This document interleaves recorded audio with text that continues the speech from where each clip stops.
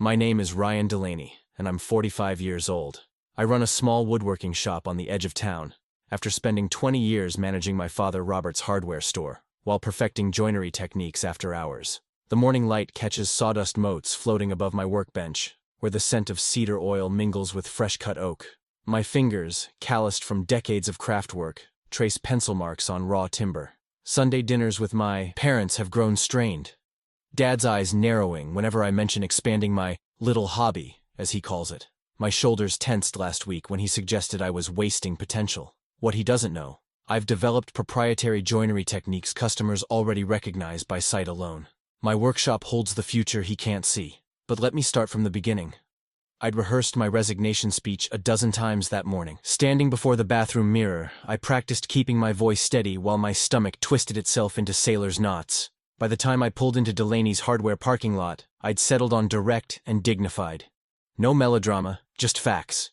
The store had that Tuesday morning quiet, a few contractors grabbing supplies.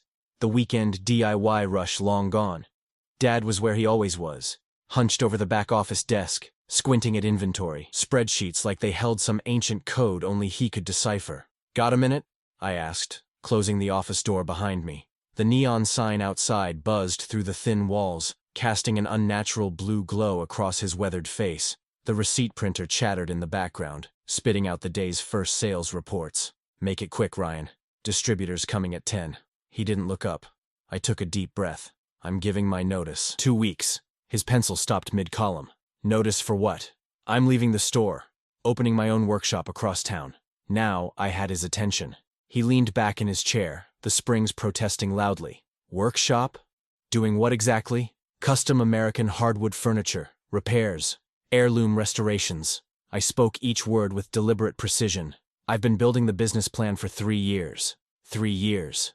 His eyebrows shot up. "Behind my back?" "Not behind your back. On my own time." The receipt printer finished its cycle with a decisive thunk. Dad's face hardened into something I'd never seen before. Not anger exactly, but betrayal, mixed with disbelief. "This store put food on your table your entire life, put you through college, and now you're walking away?" His voice had that dangerous quietness, like the air pressure dropping before a storm. "I'm 45, Dad. I've managed this place for 20 years. I need something that's mine." "Something that's yours?" He snorted. "This was supposed to be yours someday. The whole damn thing. I don't want to sell hammers and drywall for the rest of my life. I want to create things that last. Remember when your grandfather showed you how to build your first birdhouse? The smell of fresh pine, his patient hands guiding yours on the handsaw. Measure twice, cut once, he'd say. And you felt like you were being initiated into some ancient guild of craftsmen. That feeling never left me." Dad stood up slowly, his chair rolling backward. "You always talked about independence, being your own man. That's what you've preached to my customers for years." His finger jabbed the air between us. "Well, if independence is what you want, you'll have it. All of it. You walk out that door to compete with this family. You're no son of mine." The words hung in the air like smoke. I'd expected resistance, maybe anger. But this? "Dad, I'm not competing with you. Custom furniture is a completely different. You made your choice." He turned his back to me, hands braced on the desk. 2 weeks. Then I don't know you. Ever have one of those moments where you're watching yourself from outside your body? That's how I felt walking out of that office. 20 years of loyalty evaporated in a 5-minute conversation. 2 weeks crawled by. Dad barely spoke to me, communicating through curt notes and text messages about inventory and deliveries. Mom called once, weeping, saying I should apologize before it was too late. Too late for what? I wondered. The day after my last shift, I unlocked the door to my rented workshop unit at dawn. Sunlight spilled across the concrete floor, illuminating the space that represented both my freedom and my exile. I'd moved my tools in gradually over the previous months: lathe, jointer, planer, and the handmade jigs that gave my work its signature precision. I carefully positioned my first finished piece, a black walnut end table with hand-cut dovetail joints near the front window, angling it to catch the morning light. The grain practically glowed. I took several photos from different angles for the website, then chalked my prices on a small board near the register. By noon, 2 people had wandered in. An older couple renovating a Victorian house downtown. "This grain is extraordinary," the woman said, running her fingers along the table's edge. "Did you finish this yourself?" I nodded. pride warming my chest. Every piece is handled start to finish by me. They left deposits on 2 matching nightstands, promising to return when they were completed. As I wrote up their order, the woman squeezed my arm. It's about time this town had a proper craftsman again. I closed up at dusk, the day's small victories fueling me as I composed invoices and sketched designs for the nightstands. Maybe this clean break was exactly what I needed. Maybe Dad would come around once he saw I wasn't actually competing with the hardware business. My phone buzzed just as I was locking up. A text from Jim Harmon, one of the store's longtime contractor customers. Just heard about your new shop. Those stolen trade secrets ought to make you faster than the competition, huh? Bold move. I read it 3 times, my stomach dropping with each pass. Stolen trade secrets? What trade secrets? A hardware store doesn't have... Then I heard it. Dad's voice in that accusation. The floor seemed to tilt beneath my feet, the fresh paint suddenly overwhelming. I dialed Jim's number immediately, fingers trembling slightly against the screen. It rang 4 times before kicking to voicemail. Jim, it's Ryan Delaney. There's been a misunderstanding. I'd appreciate a call back when you get a chance. I hung up, staring at the darkening workshop. What exactly was my father telling people about me? I woke up the next morning to my phone buzzing like an angry hornet. 3 text messages, all variations on the same theme. Need to cancel that order. Found another supplier. Sorry, Ryan. Can't do business with you given the circumstances. Respect your dad too much to proceed. Wish you the best. I sat on the edge of my bed, the phone feeling heavier with each message. The last one stung the most. Respect your dad. As if my decision to build my own life somehow disrespected his. You know how small towns work. News doesn't travel. It seeps, like water finding every crack in the foundation. By the time I'd showered and dressed, 2 more cancellations had rolled in. When I pulled up to the workshop, Jim Harmon's truck was parked out front. He leaned against the tailgate, coffee in hand. Morning, I said, not meeting his eyes as I unlocked the door. Ryan. He followed me inside without invitation. Look, I didn't mean to ghost you last night. Your dad's been good to me for 20 years. Extending credit when jobs ran long, holding specialty orders. I set my bag down. And you think I stole from him? He said you took his proprietary pricing structure, customer database, some custom template system he'd been developing. The accusation was so absurd, I almost laughed. Jim, those templates are mine. I designed them after hours, on my own time. They're for furniture joinery. What would a hardware store even do with them? Jim shifted uncomfortably. Listen, I don't want to get in the middle of family business. Just thought you should know what's being said. After he left, I pulled out my phone and scrolled through my contacts. The cancellations made more sense now. Dad had been at the hardware counter for 30 years, shaking hands and extending those little courtesies that build loyalty. All he had to do was express disappointment about my decision and drop a hint about proprietary information, and half the contractors in town would close ranks. I erased the prices on my chalkboard and rewrote them. 15% lower across the board. It would barely cover materials, but I needed to keep the lights on until this blew over. I grabbed a piece of poster board from my supplies and carefully wrote, 2-week lead time guaranteed, in bold letters, then hung it prominently in the window. In a town built on handshakes, reliability would have to be my counter-argument. Around noon, the bell above the door jingled. A woman in a crisp blazer walked in, clipboard in hand. Ryan Delaney? She asked, extending her hand. Melissa Winters, facilities manager for Lakeview Medical Center. I wiped sawdust from my palm before shaking hers. Welcome to the shop. What can I help you with? She glanced around, taking in the space. We're renovating our East Wing waiting areas. Looking for custom seating, something warmer than the standard institutional furniture. I led her to my small display area, showing her samples of my joinery work and a small bench I'd completed for a previous client. Melissa ran her fingers along the seamless joints. This is exceptional craftsmanship. No visible fasteners? Hidden joinery, I explained. Stronger than screws, and it gives the piece a cleaner look. She nodded approvingly and pulled out her phone, showing me photos of the waiting areas. We need 6 benches, each about 6 feet long, comfortable but durable. Our designer suggested something in oak to match the existing woodwork. My heart rate picked up. This was exactly the kind of project I'd opened the shop for. When's your time frame? I asked, trying to sound casual. That's the challenge, she sighed. The wing reopens in 2 weeks. Our previous contractor fell through, and we're in a bind. 2 weeks for 6 benches was aggressive but doable if I worked around the clock. And a medical center contract would do more than pay the bills. It would establish credibility. I pulled out my sketch pad. I think we can make that work. Let me show you what I have in mind. 30 minutes later, she was signing a contract. Half payment up front, half on delivery. The amount would cover my rent and materials for a month. As she left, she turned back. Our board was impressed with your portfolio.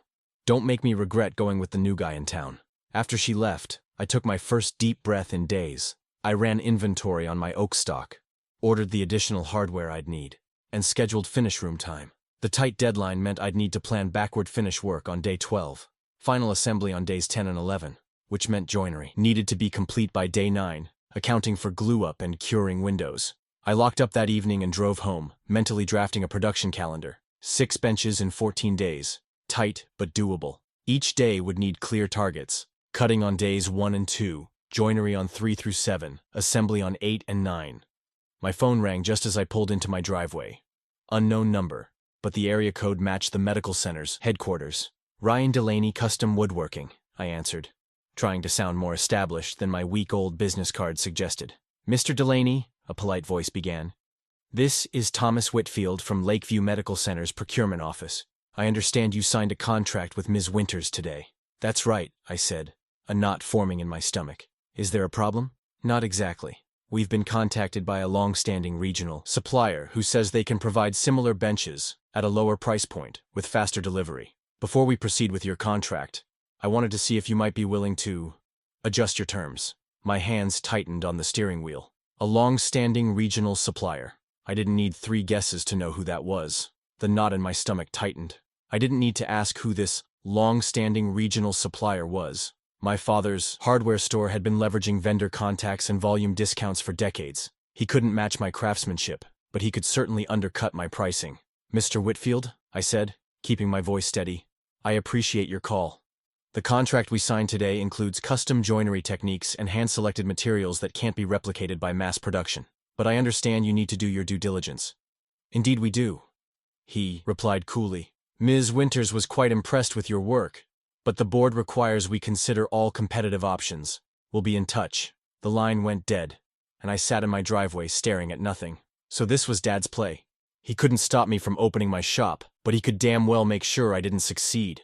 The clinic contract wasn't just income, it was my reputation, my foothold in the community. Back inside, I spread my production calendar across the kitchen table and recalculated every buffer. If I lost even a single day to material delays or a mistake, the whole project would collapse. I'd already ordered the lumber, already committed to the finish schedule. Failing to deliver wouldn't just cost me this contract, it would confirm every whisper my father had spread. I opened my laptop and drafted an email to both Melissa and Thomas. I understand you're receiving competitive bids for the waiting room benches. While I respect your process, I want to ensure you have complete information about what my proposal includes. Quarter-sawn white oak, selected for stability and grain pattern. Traditional mortise and tenon joinery, no mechanical fasteners. 3-layer hand-rubbed oil finish with polyurethane topcoat. Hospital-grade cleanable. Custom ergonomic seat contour based on your waiting room. Usage patterns. 10-year structural warranty. Ongoing maintenance program at no additional charge. I attached detailed design specifications and finish samples, then added references from 3 recent restoration projects.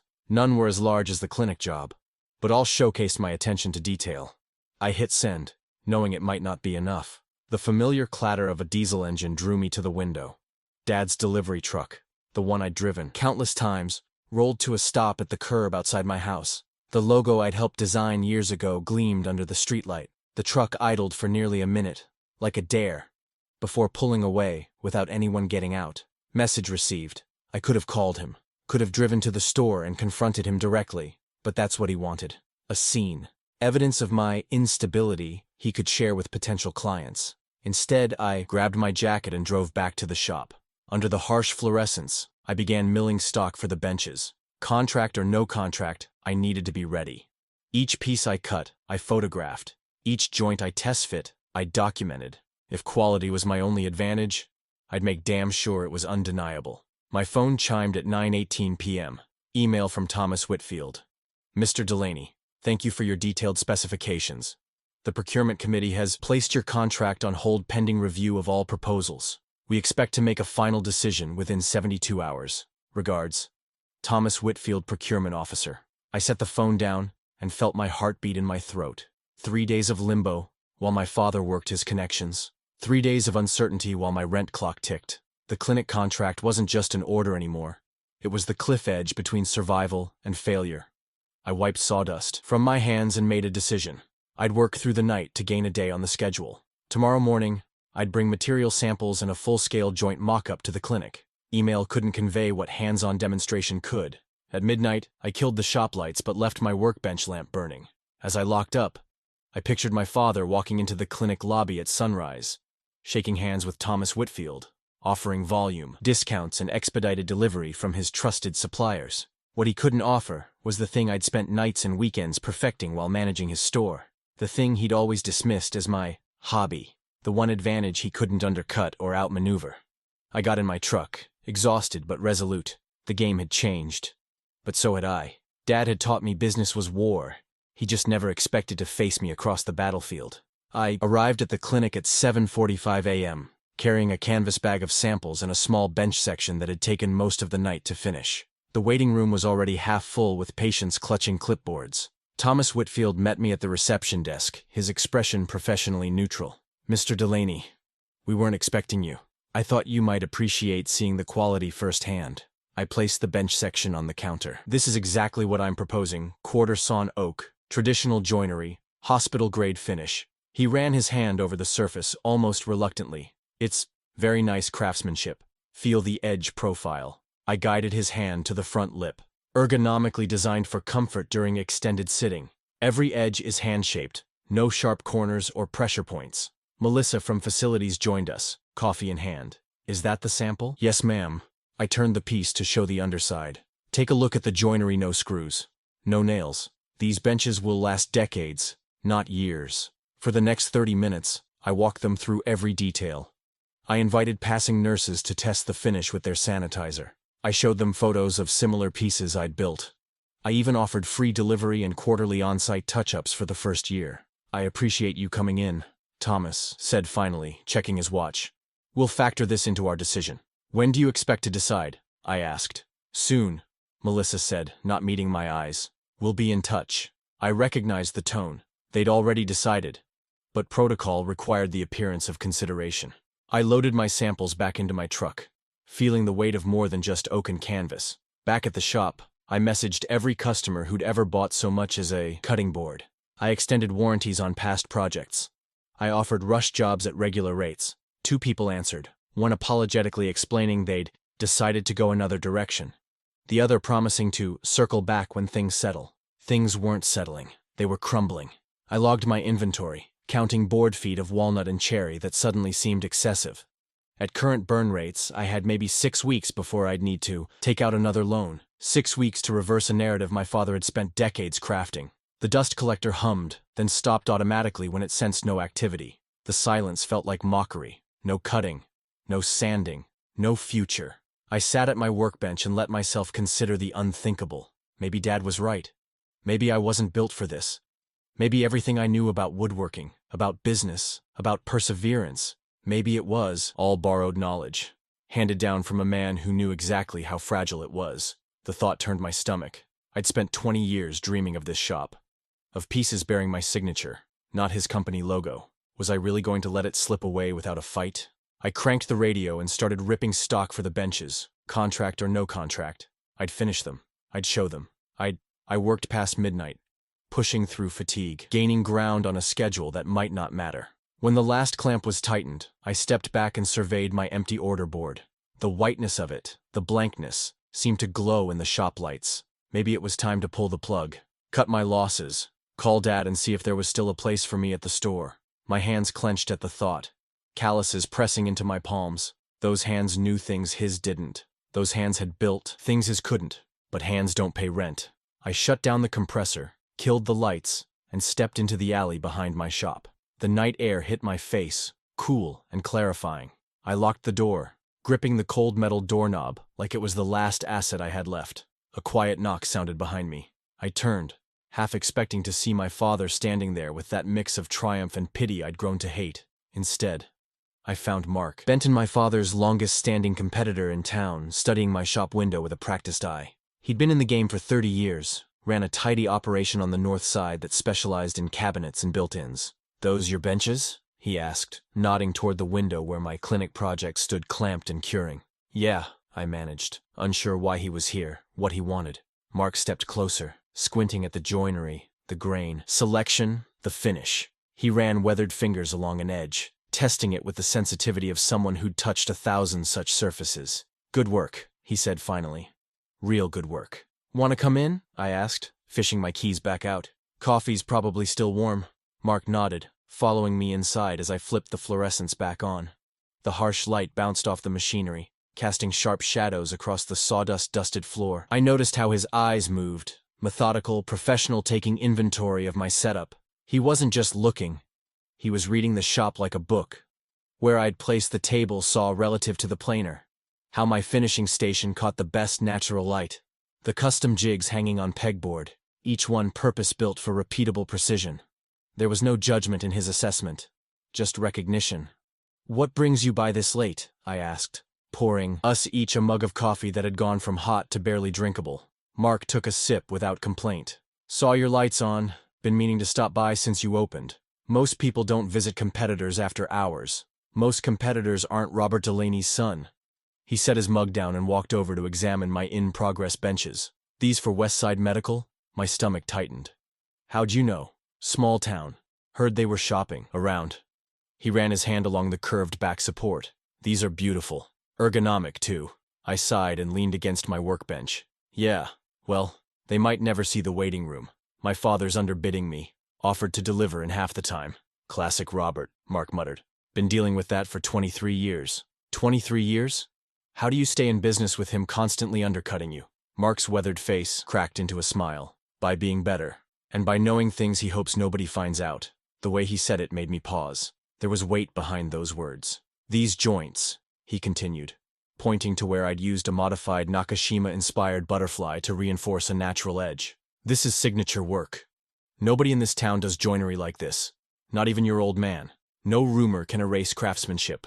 I nodded, appreciating the compliment, but still feeling the noose of financial reality tightening around my neck. Thanks, but craftsmanship doesn't pay bills when clients believe I'm some kind of thief. Mark studied me for a long moment. Can I ask you something, Ryan?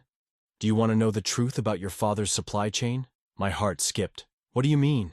Ever notice how the labels on his American-made furniture never quite match the invoices that came in? Or wondered why those Baltic birch pieces always arrived pre-cut?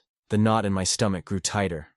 I'd noticed discrepancies over the years, shipping containers with foreign postmarks, strange routing numbers, but Dad had always brushed off my questions, called it vendor logistics or supply chain optimization. Are you saying he's been lying about where his products come from? I asked carefully. Mark's expression was grim. I'm saying there's a reason he can underbid local craftsmen while claiming everything's American-made.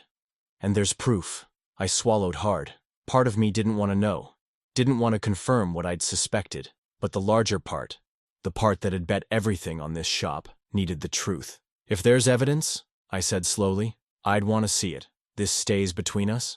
Of course. Mark nodded. Got a storage unit over on Maple. Everything's there. You free now? 10 minutes later, we pulled into a well-lit storage facility. Mark's unit was near the back, clean, organized with metal shelving along the walls.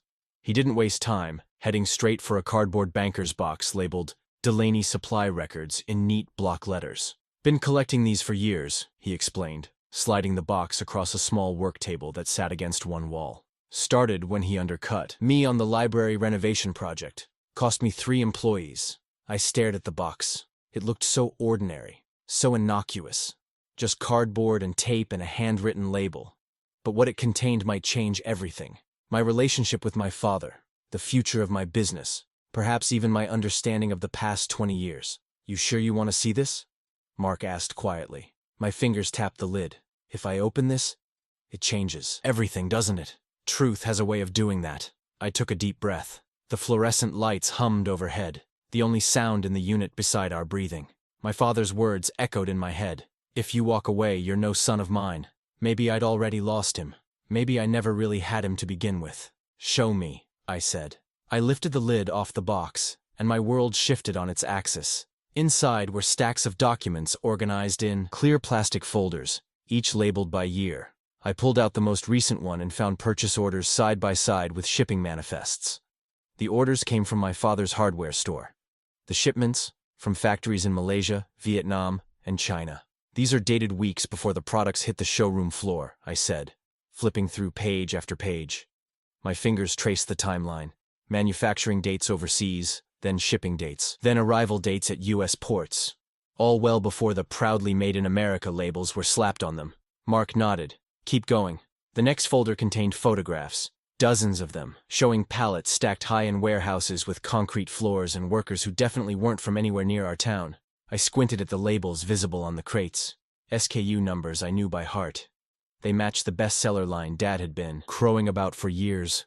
That's the premier collection, I said, my voice hollow. His flagship furniture line. The same one he advertises as 100% American craftsmanship, from forest to finish. Mark confirmed. I sat down hard on a nearby stool. The folder still open in my hands. I don't understand. Why would he risk this? One whistleblower, and he'd lose everything. Mark leaned against the wall. Started small, I think. First, it was just hardware components. Then partial assemblies. Eventually, whole pieces. The profit margins were too good to pass up. But he built his entire reputation on American-made quality. It's the cornerstone of his business. Exactly. Image is everything.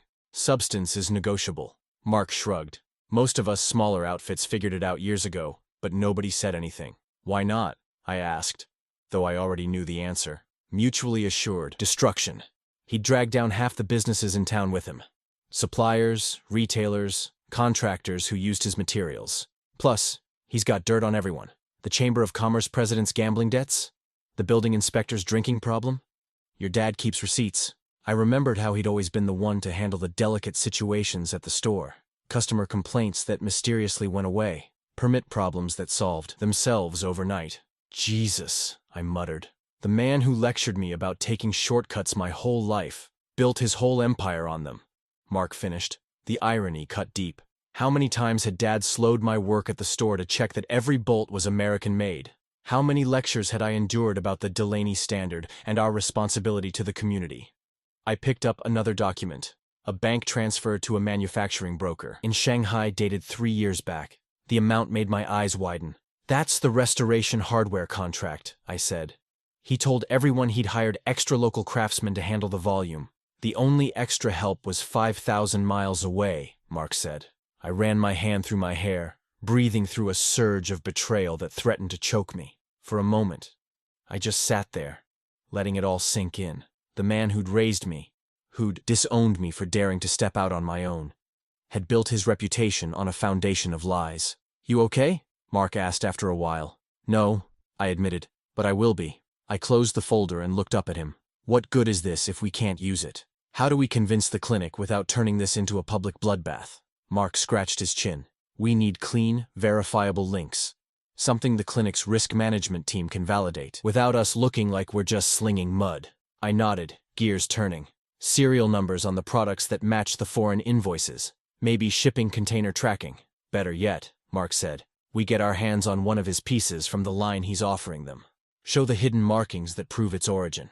We spent the next hour sketching out a plan, identifying which documents would be most persuasive without causing collateral damage to innocent businesses. I didn't want to destroy my father, just stop him from destroying me. How much time do you have on the clinic deadline? Mark asked as we repacked the box. I checked my calendar app. 10 days. 10 days to finish the benches, prove my father's deception, and convince the clinic to trust me. Tight, Mark nodded, but doable. As I stared at the box of evidence, I felt oddly calm. The shock had faded, replaced by a clear sense of purpose. All those years, I'd measured myself against a standard that never actually existed. My father's legacy wasn't craftsmanship or integrity. It was illusion. I've spent my whole life trying to live up to his reputation, I said quietly. Turns out, I've already surpassed it. Mark and I split up our investigation the next morning, dividing tasks to make the most of our dwindling time. 9 days left on the clinic. Deadline now, and every hour counted double. I'll tackle the supplier chain confirmations, Mark said, tapping at his tablet. I've still got contacts who'll talk, former shipping managers, some folks at the Port Authority. And I'll authenticate the lot numbers, I replied, spreading our notes across my workbench. If we can match his floor models to public import records, we've got him cold. Remember, Mark cautioned, We're not building a criminal case, just enough proof to save your contract. I nodded.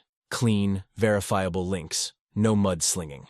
After Mark left, I spent an hour milling stock for the clinic benches, letting the rhythmic push of hardwood through the planer calm my mind. The rich scent of fresh-cut oak filled the shop, honest work that needed no deception to sell. I remember Dad teaching me to run a planer when I was 12, his hands guiding mine, telling me that shortcuts make short careers. The memory stung differently now. By noon, I'd secured my first piece of evidence. The international shipping database was publicly accessible, and all I needed were the model numbers from Dad's furniture line. A quick search revealed container manifests that didn't match his made-to-order timeline claims. Products arriving fully assembled weeks before he claimed they were being handcrafted locally. Got you, I muttered, printing the records. I needed photos next. Physical proof linking Dad's floor models to the import records. That meant visiting the store, a prospect that twisted my stomach into knots. I'd avoided the place since our blowout, but there was no alternative. I grabbed my phone and a small notepad, then headed across town. The store's familiar bell jingled as I pushed through the door. 3 weeks gone, and nothing had changed. Same dusty display models, same faded posters about American craftsmanship. I kept my head down, baseball cap pulled low, moving quickly toward the furniture section. "Can I help you?" A new clerk I didn't recognize approached. "Just browsing," I muttered, angling away. I snapped discreet photos of the labels on Dad's premium furniture line, the Heartland collection with its prominent Made in America badges. Each piece had a small lot number stamped underneath, the key to tracing their origins. I documented everything: label placements, finish details, the lot numbers themselves. "Sir, we don't allow photography of the merchandise." I turned to find Bill Peterson, Dad's floor manager for 15 years, staring at me with narrowed eyes. "Ryan? What are you doing here?" "Picking up some fasteners," I improvised, pocketing my phone. "Just checking out the new stock." His expression hardened. "Your father mentioned you might come by. Said you were looking to, what was it? Gather intelligence." "That's ridiculous," I said, but my pulse quickened. "I'm just here for supplies." "Supplies, right." He gestured toward the door. "I think you should make your purchases and leave." I nodded stiffly, buying a handful of random screws at the register before making my exit. My cover was blown. Dad would be on high alert now. Back at my shop, I printed the photos and matched them against the import records. The evidence was building, but I needed more. Specifically, I needed access to the warehouse where incoming shipments were processed before hitting the showroom floor. That afternoon, I tried the direct approach, showing up at the warehouse with an excuse about a customer wanting to match a discontinued finish. The clerk, another longtime employee, wouldn't budge. "Sorry, Ryan. Your dad left specific instructions. No access." I was at a dead end until Mark called that evening. "I've got something better than warehouse access," he said. "A dated product catalog from 3 years back showing the model to SKU lineage. It proves they never changed the numbering system when they switched to offshore manufacturing." "That's the missing link," I said, relief flooding through me. Over the next 2 days, I balanced workshop time with documentation work. I shifted my production schedule, starting glue-ups earlier and letting them cure overnight while I assembled evidence during daylight hours. The bench frames took shape in one corner of the shop, while our case against Dad grew in another. By the 6th day, we had a comprehensive binder: import records, time-stamped photos, catalog pages, and supplier confirmations, all arranged in side-by-side comparisons that even a non-craftsman could follow. The progression was undeniable. Dad's American-made furniture line had gradually, systematically shifted overseas, while the marketing never changed. I felt a strange mix of vindication and sadness as I added the final page. The risk grew with every document. If Dad discovered what we were doing before we presented our case, he'd burn every bridge in town to stop us. But the binder represented something stronger than rumors or allegations. It was a chain of facts no amount of influence could break. "This is solid," Mark said, flipping through our work. "Not excessive, not petty, just the facts." That evening, I left the shop at dusk with the binder tucked under my arm. 4 days remained until the clinic's deadline. Tomorrow morning, I'd request a formal review with their procurement team. Tonight, I needed to finalize the bench assembly so I could start on the finish work regardless of how the meeting went. As I locked the shop door, I caught my reflection in the window-tired eyes, but a straighter spine than I'd had in weeks. Dad had taught me that reputation was everything in business. He just never specified what kind of reputation to build. The next morning, I pulled into the clinic parking lot with a half hour to spare. The binder sat heavy on my passenger seat, its weight somehow more than just paper and plastic. I grabbed it and my sample piece a small corner section of the bench I was building, finished to show the exact tone and durability they'd get. The clinic's sliding doors whooshed open, releasing that antiseptic smell mixed with coffee. I nodded to the receptionist who recognized me from yesterday. "Mr. Delaney, right? I'll let Marcus know you're here." Marcus was the facilities manager who'd initially given me the contract. He appeared a few minutes later, extending his hand. "Ryan, good to see you. What brings you by today?" "I wanted to check on the bench's order," I said, trying to sound casual. "I'm making good progress, and wanted to confirm we're still on track." His expression shifted slightly. "Well, we've had some developments. Your father's store submitted a competitive bid yesterday. Significantly lower price point, too." I nodded, keeping my face neutral, even as my stomach tightened. "I figured as much. Is there a meeting scheduled to review the proposals?" Marcus hesitated, then turned toward the reception desk. "Sheila, can you pull up tomorrow's calendar for the small conference room?" She clicked a few times on her computer. Delaney Hardware presentation at 2 p.m. There it was. Dad had already secured his slot. "Marcus, I'd like to request equal time," I said, patting the binder under my arm. "I have some important information about quality and compliance standards I think your team should review before making a final decision." I braced for resistance. Excuses about busy schedules or decisions already in motion. Instead, Marcus studied me for a moment. "Bring what you have," he said finally. "I can give you 30 minutes at 3:30, right after your father's presentation. That's all I need. Thank you." The drive back to the shop passed in a blur of rehearsed phrases and mental outlines. I had my evidence, but how I presented it mattered just as much. This couldn't be about revenge or even justice. It had to be about helping the clinic make an informed decision. "Remember when you were a kid and your Little League coach made you practice your swing over and over? That's how I spent that evening, not swinging a bat, but refining my presentation." I created a one-page executive summary for those who wouldn't want to dig through the whole binder. I simplified the label-to-invoice chain with color coding. I added a simple statement of professional standards, nothing grandiose. Just a quiet commitment to transparency and quality. "Facts, not feelings," I muttered to myself as I practiced my delivery. The goal wasn't to humiliate Dad. It was to protect my business and help the clinic avoid a compliance risk they didn't even know existed. The shop felt especially quiet that night. I checked on the benches, running my hand along the smooth oak surfaces where the finish was curing. The pieces were coming together, beautifully solid construction that would last decades. No shortcuts, no deceptions, just honest work. It was past midnight when I finally locked up. At home, I laid out a clean button-down shirt and my least scuffed work boots for tomorrow. Not exactly a power suit, but it was authentic.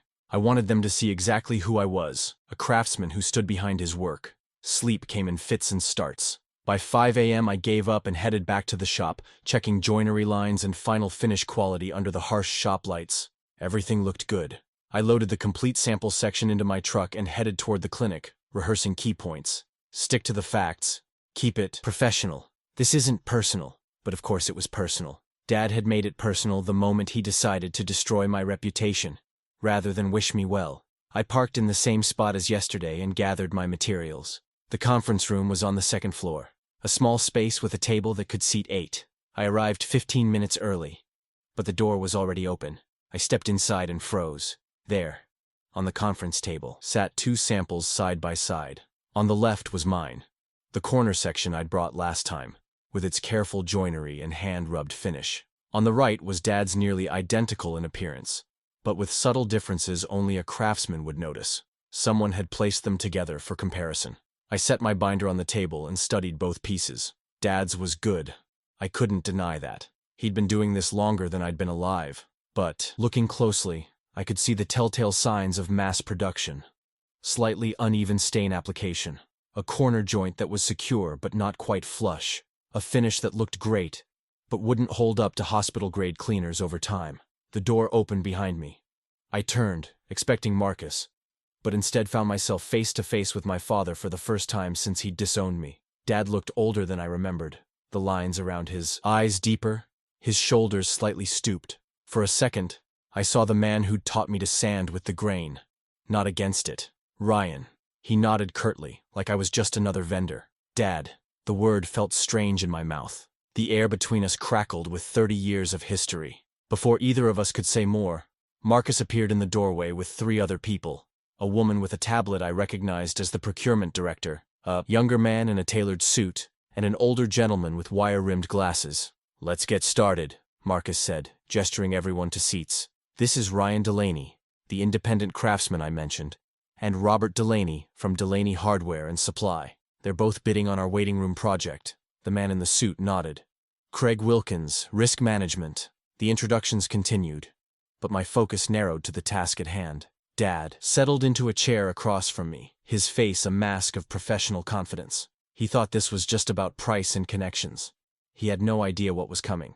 "Since Robert has the earlier slot, we'll start with his presentation," Marcus said. Dad launched into a polished pitch about dependability, scale, and the Delaney tradition of American craftsmanship. I kept my expression neutral, even as each claim about locally sourced materials made my stomach tighten. When my turn came, I didn't waste time on rebuttals. Instead, I focused on what mattered most to a medical facility. "The benches I'm proposing exceed hospital-grade standards for cleaning resistance," I began, passing around specification sheets. "The joinery uses no exposed fasteners that could harbor bacteria, and the finish is certified for daily disinfection without degradation." I opened my sample section to show the underside. "Each piece is designed with patient safety in mind. No sharp corners, no pinch points, and weight tested to 4 times standard capacity for bariatric patients." The procurement director made notes while I continued. "Now, regarding materials and compliance." I opened the binder and laid out the first page, a clean timeline with supporting documentation. "Every board foot in my proposal comes from sustainable American forestry operations.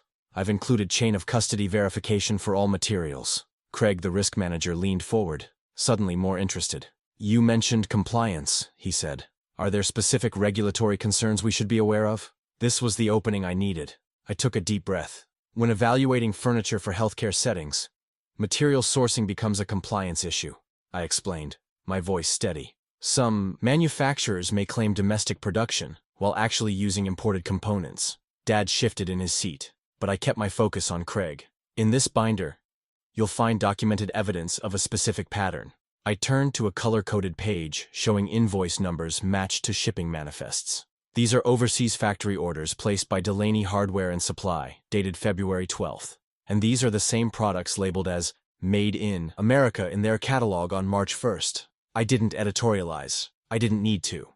The documents spoke for themselves: foreign production dates, container shipping numbers, arrival timestamps at U.S. ports, and the damning Made in America labels applied weeks later. Craig picked up the binder and flipped through several pages, his expression darkening. He paused on a particular shipping manifest, then pulled out his phone. "Would you excuse us for a moment?" he asked, motioning to the procurement director and Marcus. They stepped into the hallway.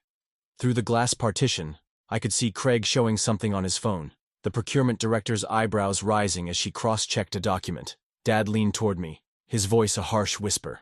"What the hell do you think you're doing?" "Competing honestly," I replied quietly. The door opened before he could respond. The 3 returned with the older gentleman, who'd been introduced as the facility's vice president. Craig addressed the room. "We've verified some concerning discrepancies in supply chain documentation." He turned to Dad. "Mr. Delaney, your bid states that all materials are American-made, but we've confirmed these shipping manifests show otherwise." Dad's face flushed. "There's been a misunderstanding. We've also confirmed that the finished product samples you provided contain components manufactured in Asia, not domestically as labeled." Craig's tone was clinical, final. "This presents both compliance and liability issues for our organization." The vice president cleared his throat. "I'm afraid we'll need to cancel your bid, Mr. Delaney. False origin claims violate both our vendor ethics policy and federal trade regulations." Dad looked stricken. For a moment, I almost felt sorry for him. Marcus turned to me. "Ryan, assuming your materials check out, which our team will verify, we'd like to proceed with your proposal, contingent on final fit checks." "I understand," I said. "I welcome the verification. Our timeline remains critical," the procurement director added. "Can you still meet the 2-week deadline?" "Yes," I confirmed. "The benches are in final finishing now." As the meeting concluded, Dad attempted a charm offensive with the vice president, all backslapping reassurances and promises to clear up this misunderstanding. But the decision was made. I stood in the hallway, watching through the glass as the conversation ended with handshakes that looked more like goodbyes than agreements. When Dad emerged, he walked past without acknowledging me. After finalizing a revised delivery schedule with Marcus, I stepped outside into bright afternoon sunlight. My hands were trembling, not from fear, but from the release of tension I'd been carrying for weeks. One client decision had just rewritten the entire narrative, not through shouting or accusations, but through quiet, documented truth. I drove slowly past Dad's hardware store on my way back to the shop. The familiar red sign that had dominated Main Street for decades suddenly looked different to me, smaller somehow. I wondered if this would end here, in that boardroom, or if Dad would push it further into legal territory. The benches looked even better in the clinic's waiting area than they had in my shop. Natural light from the tall windows highlighted every grain pattern in the oak. I ran my hand along the curved armrest, checking for any rough spots. "These are exceptional," Marcus said, clipboard in hand as we completed the final inspection. "The joinery is completely invisible." "That's the goal," I replied, kneeling to check the stability of one leg. "If you notice the craftsmanship, I haven't done my job right." We went through each bench methodically testing weight capacity, examining finish consistency, checking every joint and edge. The procurement director joined us halfway through, taking photos for their records. "Our patients have already been complimenting them," she said, "especially the elderly folks who need the support when standing." That simple comment hit me harder than I expected. This wasn't just about winning a contract or beating Dad. Real people would use these benches sitting while waiting for test results, leaning on them while catching their breath. I'd built something that mattered. After the inspection, Marcus handed me an official purchase order. "All signed and approved. Accounts payable will process this today." I tried not to stare at the number at the bottom of the page. It would cover rent, materials, and utilities for the next 2 months. Room to breathe. "Thank you for the opportunity," I said, tucking the paper into my folder. "If you need any adjustments or have any issues, just call me directly." On my drive back to the shop, I passed Dad's store. The parking lot was half empty, unusual for a weekday afternoon. I didn't slow down to look closer. No point in gloating. When I got back to my workshop, 3 voicemails were waiting. All new clients, a restaurant needing custom booth repairs, a law firm wanting a conference table, and a homeowner asking about kitchen cabinet refacing. Each mentioned they'd heard good things about my work. Word was spreading, not through ads or marketing, but through the quiet power of reputation. That evening, Mark texted asking to meet for coffee the next morning.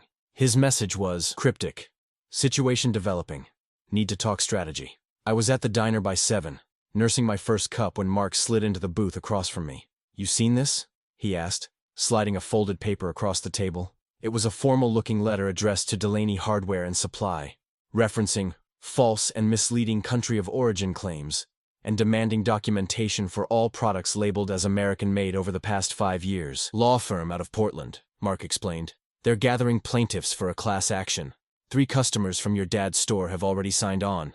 I pushed the letter back toward him. "And this involves me how?" "It doesn't, technically, but you should be prepared for fallout." Mark stirred sugar into his coffee. "Your dad's telling people you orchestrated this whole thing as revenge." The waitress topped off my cup.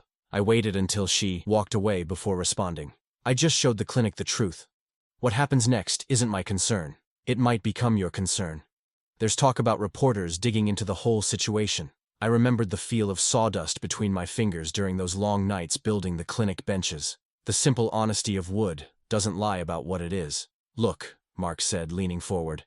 "I've been in this town long enough to know how these things go. You need to protect yourself.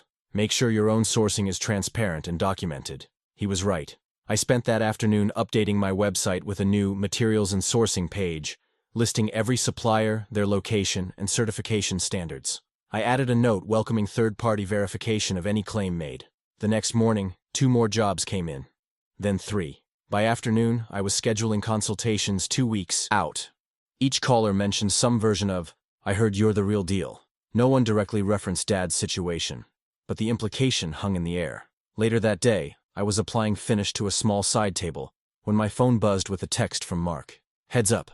Reporter from the Register called asking about import practices in the furniture business. Mentioned your dad specifically. Sunday front page." I set down the rag and stared at the text. The Sunday edition. Everyone in town would see it. I'd never wanted this kind of public exposure for Dad. All I'd wanted was my shot at building something honest. But truth has its own momentum once it starts rolling.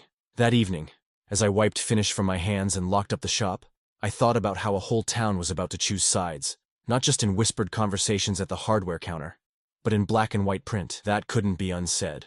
I paused with my hand on the light switch. The benches I'd made for the clinic would still be there long after Sunday's paper was recycled.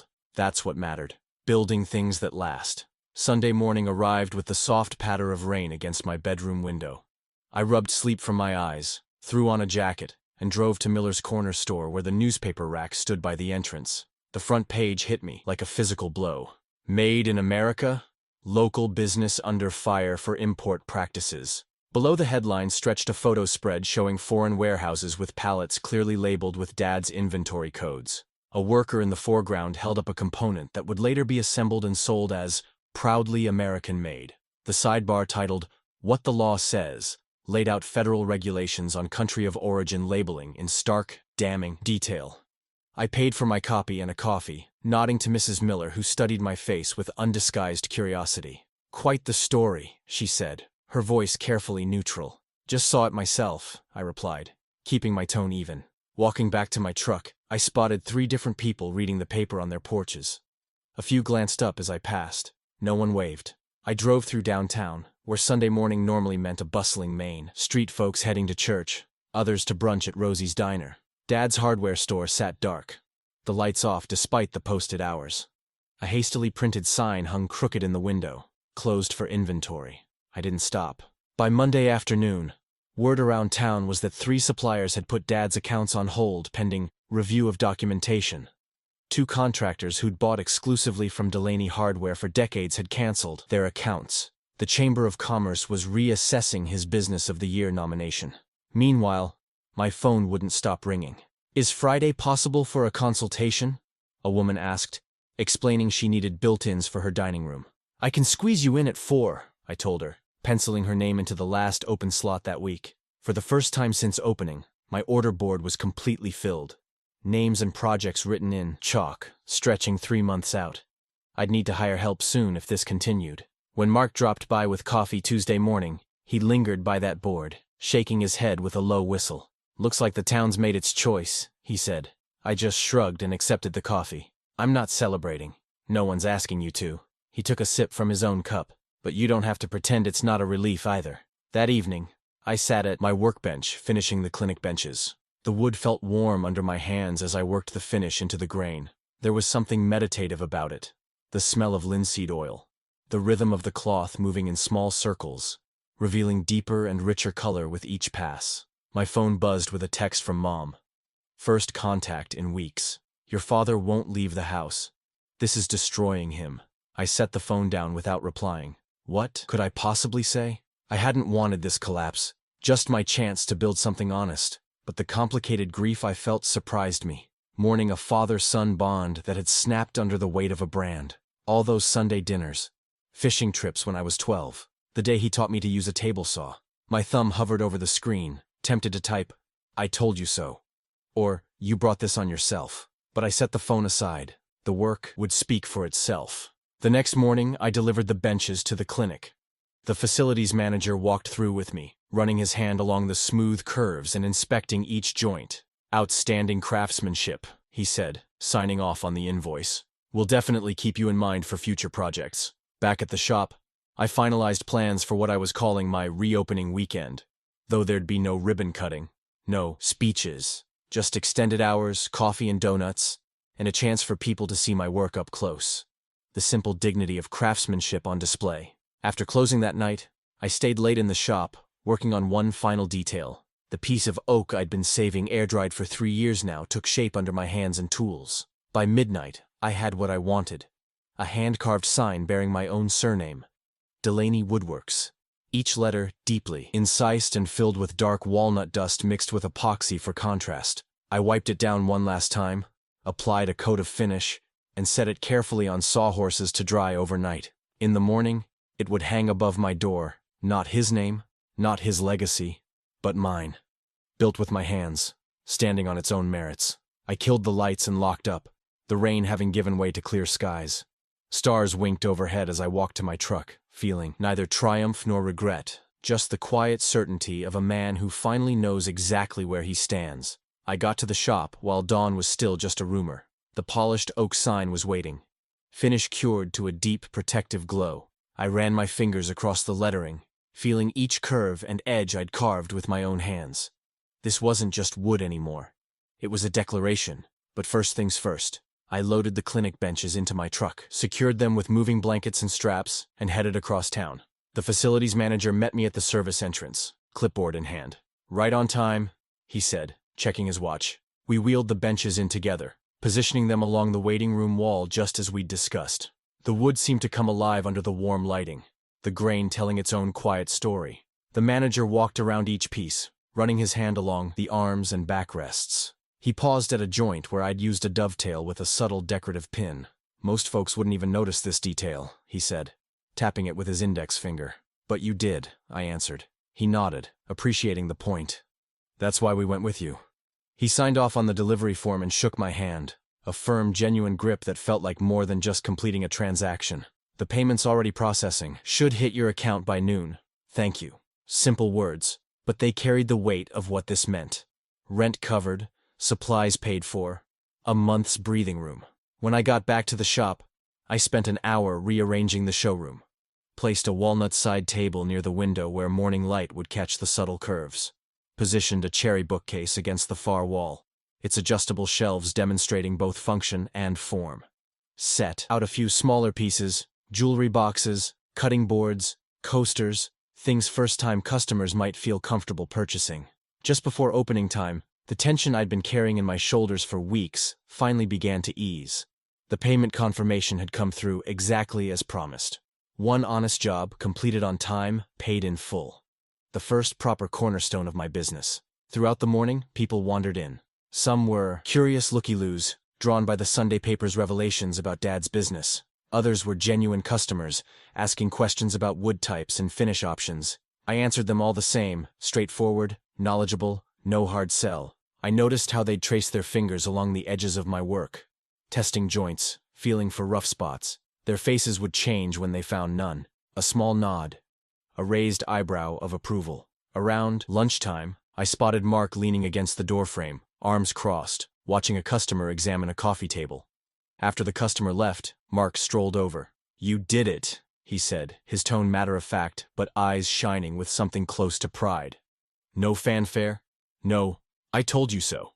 Just simple acknowledgement from someone who understood what it had taken. "Not done yet," I replied, picking up my cordless drill and a small box of mounting hardware. "Got one more thing to handle." Outside, I positioned the ladder beneath the empty bracket above my shop door. Mark held the sign steady while I centered it, marked the holes, and started drilling. The bit chewed smoothly through the yoke, each hole precise and clean. "News about your father isn't good," Mark said from below. 3 separate claims filed yesterday. Chambers pulled his membership. Banks reviewing his business loan. I paused, bit still pressed against wood. "Can't say I'm surprised. Town's got a long memory for being lied to," Mark added. "Folks who bought those American-made pieces for 20 years feel personally betrayed." I secured the first bolt, then the second, making sure everything was level. "Hand me that last bracket, would you?" The final bolt went in, and I climbed down to see my work. There it was. Delaney Woodworks, in letters that caught the morning sun, casting small shadows that emphasized each carved line. My name, not his. My work, not his legacy. Standing there, I couldn't help thinking about the dual collapse Dad was facing, legal trouble mounting with each new claim filed, and the slower, perhaps more painful erosion of trust from people who'd believed in him for decades. I stepped back inside, Mark following. The shop felt different now, properly claimed, properly named. The order board that had been empty just weeks ago now had names and projects in nearly every slot. A calendar of promised work stretching forward. The morning sun had finally cleared the buildings across the street, sending shafts of light through my front windows. It caught motes of sawdust hanging in the air and lit up the cedar boards I'd been preparing for a hope chest. I took a deep breath, drawing in that sweet, clean scent. Then I squared my shoulders and looked back at the doorway, where my sign now hung for all to see. "Pride built on lies always collapses," I said quietly, more to myself than to Mark. "But this," I gestured around at my shop, my tools, my work in progress, "this stands on its own."